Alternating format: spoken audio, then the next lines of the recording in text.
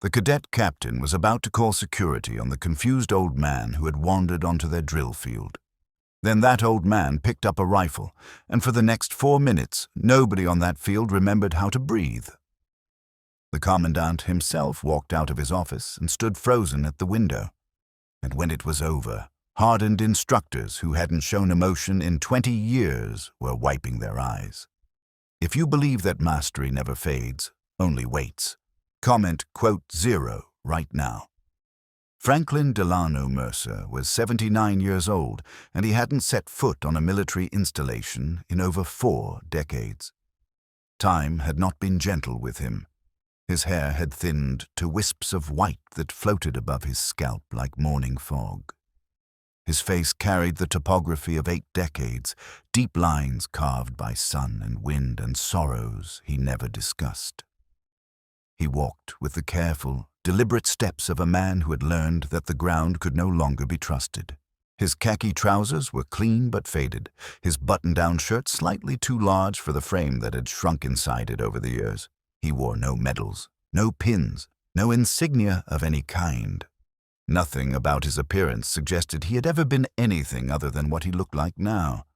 An elderly man who had perhaps taken a wrong turn while visiting a grandson, or wandered away from a tour group, or simply gotten confused about where he was supposed to be.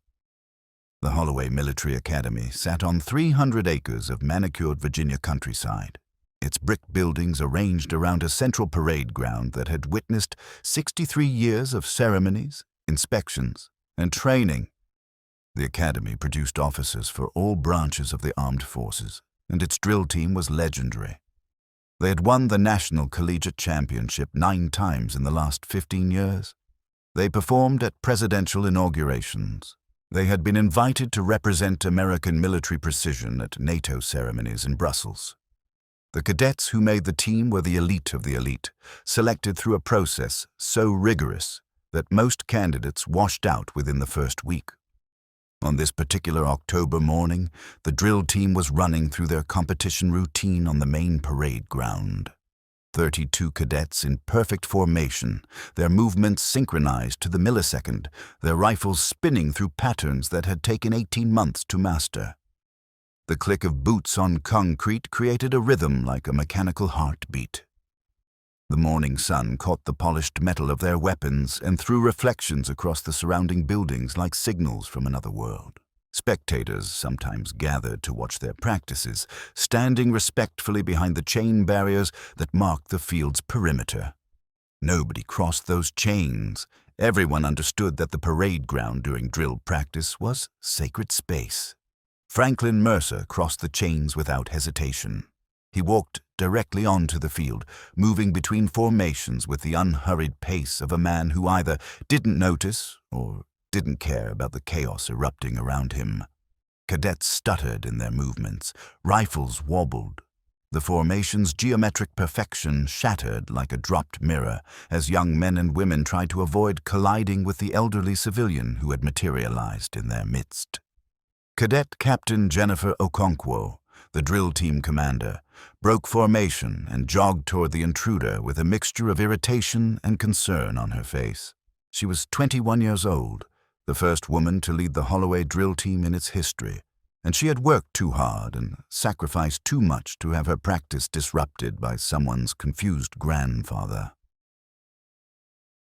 Quote 1.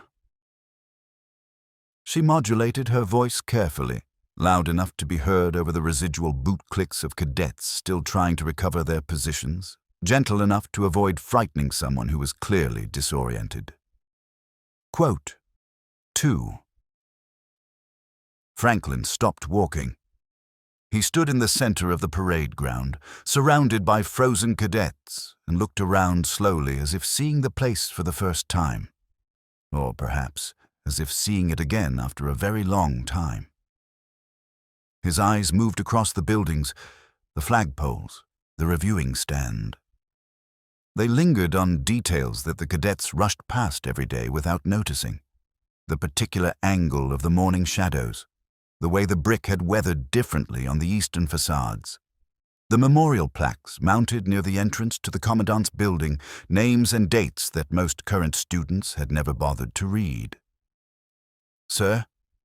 Okonkwo tried again, stepping closer. "Do you know where you are?" Franklin's gaze finally settled on her. His eyes were pale blue, faded like old denim, but something in them was sharp in a way that didn't match his frail appearance. "I know exactly where I am, young lady. I helped design this field." Before Okonkwo could process that statement, one of the junior cadets fumbled his rifle recovery. The weapon clattered to the concrete with a sound that made everyone wince. Dropping a rifle during drill was a serious offense, the kind of mistake that led to punishment details and public humiliation. Cadet Reginald Foster stood paralyzed over his fallen weapon, his face flushing crimson, waiting for the storm of criticism he knew was coming. Franklin walked over to the dropped rifle. His steps were slow but deliberate, each one placed with care. He stood over the weapon for a moment, looking down at it, and something shifted in his posture. It was subtle, like watching a photograph slowly come into focus. He bent down, and several cadets instinctively moved forward, concerned that the old man might fall, might hurt himself, might not be able to stand back up. He lifted the rifle with one smooth motion. The weapon came up from the ground and into his hands with a fluidity that seemed to ignore the physics of aging joints and deteriorating muscles. His fingers found their positions on the stock and barrel with an intimacy that spoke of thousands upon thousands of repetitions. For a long moment, he simply held it, feeling its weight, its balance, its familiar presence. Then he adjusted his grip, and Cadet Captain Okonkwo felt the hair rise on the back of her neck. The old man's spine was straightening, his shoulders were rolling back, his chin was lifting. The transformation was gradual but unmistakable, like watching a crumpled piece of paper slowly unfold itself.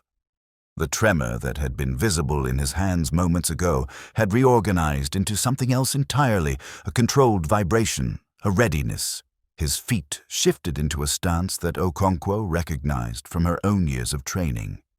It was the foundation position, the starting point, the place from which everything else began. Franklin began to move. What followed would be discussed at Holloway for decades. It would be analyzed in training sessions, shown to incoming cadets, and eventually uploaded to the Academy's official archives as a reference for what human beings were capable of achieving. The old man's routine bore no resemblance to anything in the Academy's current repertoire. It came from another era, another tradition, another understanding of what drill was supposed to mean. He started with basic spins, the rifle rotating around his wrist in clean circles that built speed gradually, like an engine warming up. Then he began adding complexity. The weapon moved from hand to hand, passing behind his back, over his shoulders, around his body in patterns that seemed to defy the limitations of human anatomy. He executed a horizontal toss that sent the rifle spinning 3 feet to his left, then caught it without looking while simultaneously dropping into a crouch that his 79-year-old knees should have flatly refused to permit. Okonkwo stopped breathing. Around her, 31 cadets had frozen in place, their own rifles forgotten at their sides.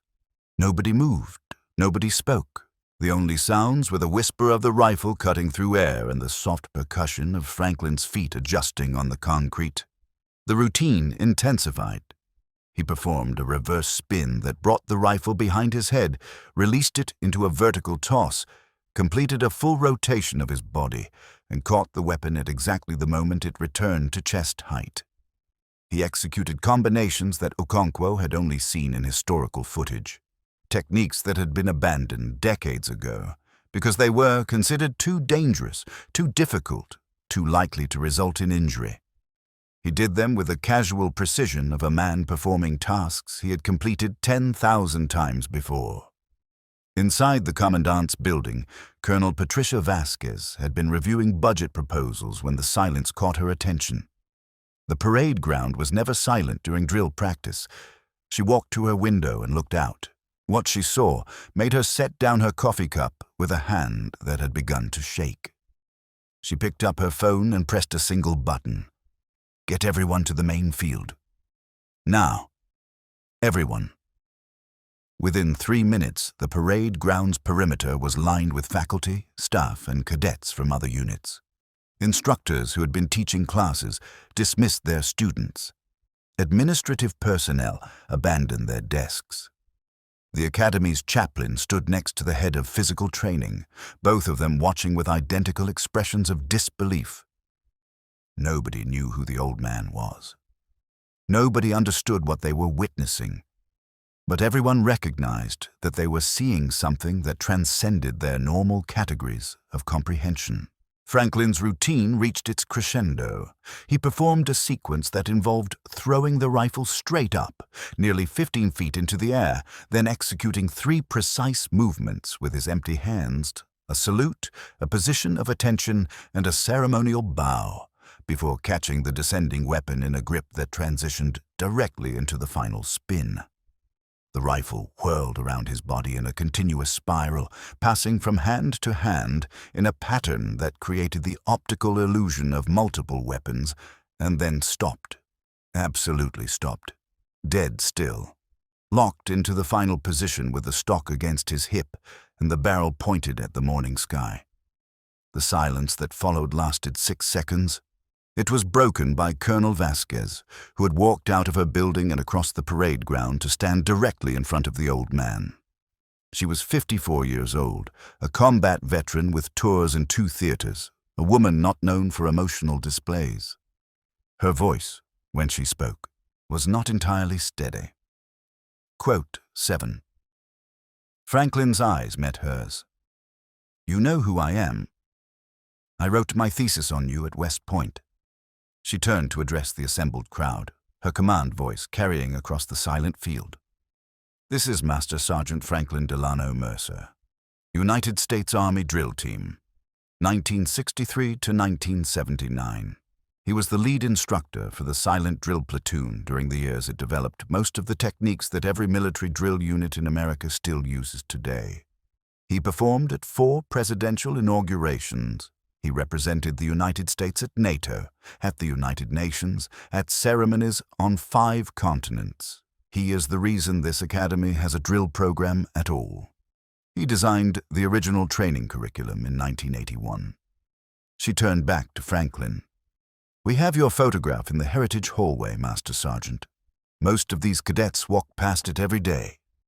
Cadet Captain Okonkwo felt something cold settle in her stomach. She had walked past that photograph hundreds of times. She had never really looked at it. The young man in the image bore no resemblance to the elderly figure before her. Time had erased every visible connection between who Franklin Mercer had been and who he had become.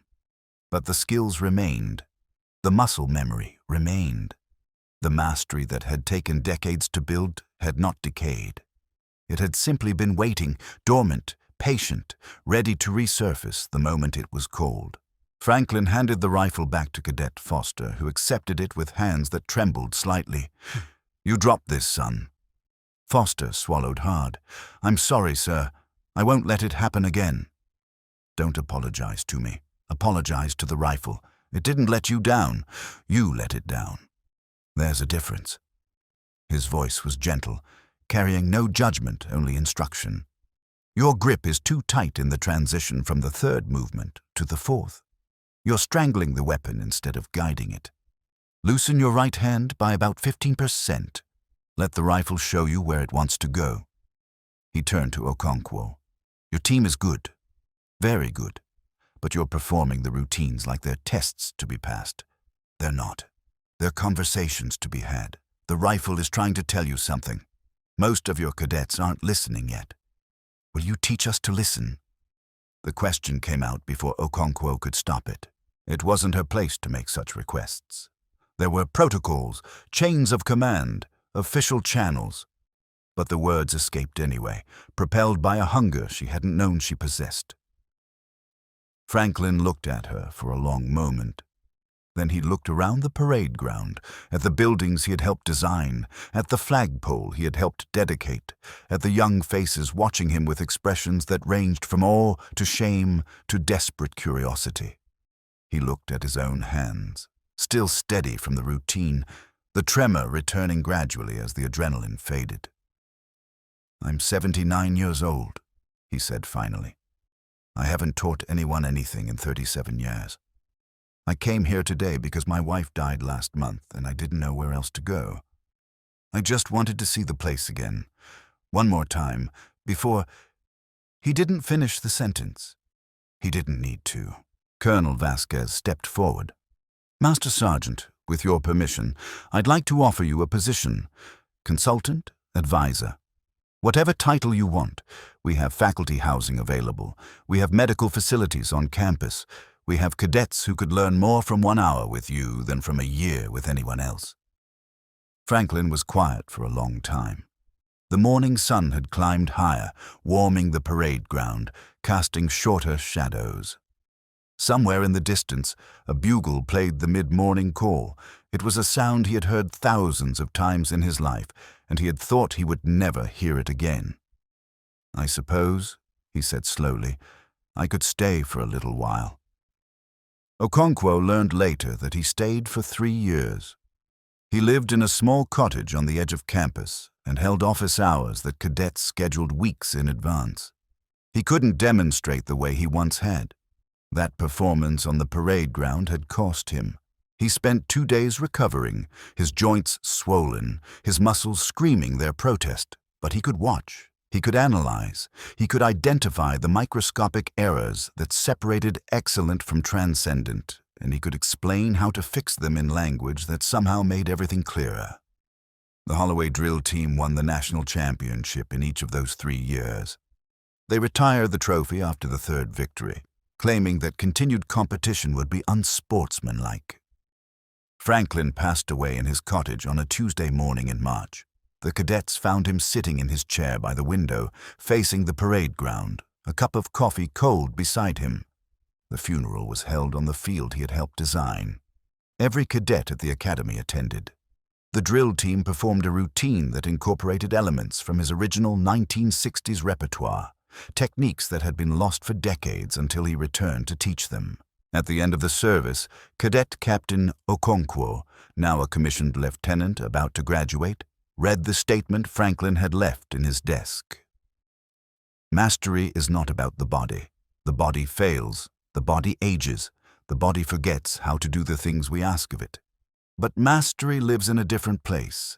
It lives in the space between intention and action, in the silence between movements, in the muscle memory that our younger selves gift to our older selves. When someone tells you that you're too old, too weak, too slow, remember, they're looking at your body. They're not seeing you." The Academy established the Mercer Fellowship that same year. It brings one retired master sergeant to campus each semester to share knowledge that cannot be found in any manual. The current fellows sit in the same cottage where Franklin lived, hold office hours at the same times he held them, and watch the drill team practice from the same window where he was found on that Tuesday morning. And every year, on the anniversary of his funeral, the drill team performs in complete silence. No commands, no counts. Just the whisper of rifles through air and the soft rhythm of boots on concrete. They call it the Mercer Protocol. It reminds them that the things worth mastering never truly leave us. They wait, they stay patient, and when we need them most, they come back as if they never left at all.